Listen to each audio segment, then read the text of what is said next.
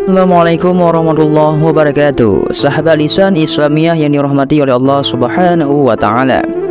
Pada kesempatan kali ini saya akan membahas ataupun saya akan menceritakan sebuah kisah yang berjudul kisah tentang malaikat maut yang mencabut nyawa seorang raja yang sombong dan mencabut nyawa seorang mukmin yang sejati.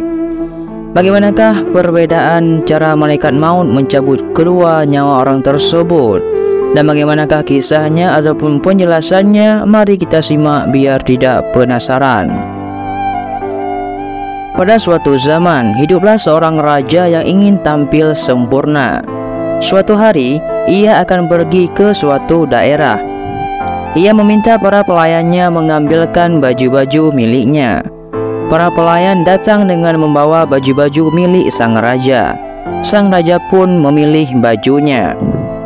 Setelah memilih beberapa lama, barulah ia mendapati baju yang disenanginya. Kemudian, ia memilih di antara kendaraan yang dimilikinya untuk ia naiki sesuai dengan keinginannya. Raja memilih kendaraan terbaik di antara beraneka macam kendaraan yang dimilikinya itu terbaiknya. Iblis datang menghembuskan kesombongan ke dalam hati raja. Raja berangkat memulai perjalanan diiringi kuda-kuda terbaiknya. Sepanjang perjalanan, sang raja memandang manusia yang ditemuinya dengan rasa sombong. Tiba-tiba, datang seseorang lelaki berpenampilan yang sangat kumuh. Lelaki itu mengucapkan salam kepada raja, namun karena kesombongan sang raja, ia tidak mau menjawab salam lelaki kumuh itu. Tanpa diduga, lelaki kumuh itu dengan cepat mengambil tali kekang kuda sang raja. Sang raja kaget dan berkata, "Berikan tali itu. Kamu telah berani lancang kepada seorang raja."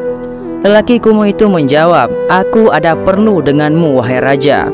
Raja pun menimpalinya, "Tunggu perintah dariku untuk menyampaikan keperluanmu. Aku adalah seorang raja yang harus dihormati." Lelaki itu bersikukuh, "Tidak, aku ingin sekarang." Kemudian ia menarik tali kekang kuda raja kuat-kuat. Raja tidak dapat lagi menolaknya. Ia pun mengikuti keinginan lelaki kumuh itu. Kata raja, "Sebutkanlah apa keinginanmu, wahai lelaki kumuh." Lelaki kumuh itu berkata, "Ini sebuah rahasia." Ia pun mendekati raja dan berbisik, "Aku adalah malaikat maut. Aku adalah malaikat maut. Aku adalah malaikat maut." Seketika itu juga raja terkejut. Raut mukanya berubah dan tubuhnya bergetar. Ia menyampaikan permohonannya, "Tunggulah sampai aku menyelesaikan segala urusan dan memberi wasiat kepada semua anggota keluargaku." Malaikat pun menjawab, "Tidak, demi Allah, kau tidak akan dapat lagi melihat keluargamu selamanya."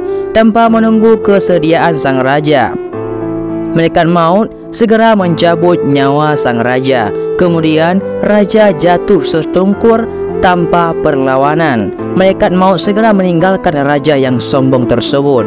Kemudian malaikat maut bertemu dengan hamba yang mukmin. Malaikat maut menyampaikan salam kepadanya dan hamba yang mukmin menjawab salamnya. Malaikat maut membuka pembicaraan terlebih dahulu sebelum melaksanakan tugasnya. "Aku ada perlu denganmu dan aku akan menyebutkannya di telingamu," ucap malaikat maut. "Silakan," kata hamba yang mukmin sambil mendekatkan telinganya kepada malaikat maut tersebut. Malaikat segera menyampaikan maksudnya dan mengenalkan siapa dirinya. "Aku adalah malaikat maut dan akan melaksanakan tugasku. Selesaikanlah keperluan yang ingin kau kejarkan sebelum kutunaikan tugasku." Hamba mukmin itu menjawab dengan penuh keyakinan, "Tidak ada keperluan yang lebih besar dan aku cintai daripada bertemu dengan Tuhanku, yaitu Allah Subhanahu wa Ta'ala," kata lelaki yang beriman tersebut. Malaikat maut berkata dengan lembut, "Pilihlah, dengan cara apa aku harus mencabut nyawamu?" "Apakah aku bisa memilih?" tanya hamba yang mukmin tersebut. "Tentu, aku telah diberi wewenang untuk itu," jawab malaikat maut. "Baiklah, aku akan berwudu dan salat terlebih dahulu. Kemudian cabutlah nyawaku saat aku sedang sujud," pinta hamba yang mukmin tersebut.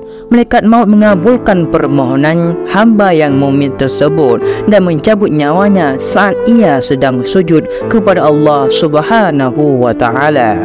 Jadi hanya inilah yang dapat saya sampaikan. Mudah-mudahan bermanfaat bagi kalian semuanya, dan juga makin menambah ilmunya, dan juga makin tambah takwa kepada Allah Subhanahu wa taala. Amin amin ya rabbal alamin. Saya akhiri, wallahu alam bissawab. Assalamualaikum warahmatullahi wabarakatuh.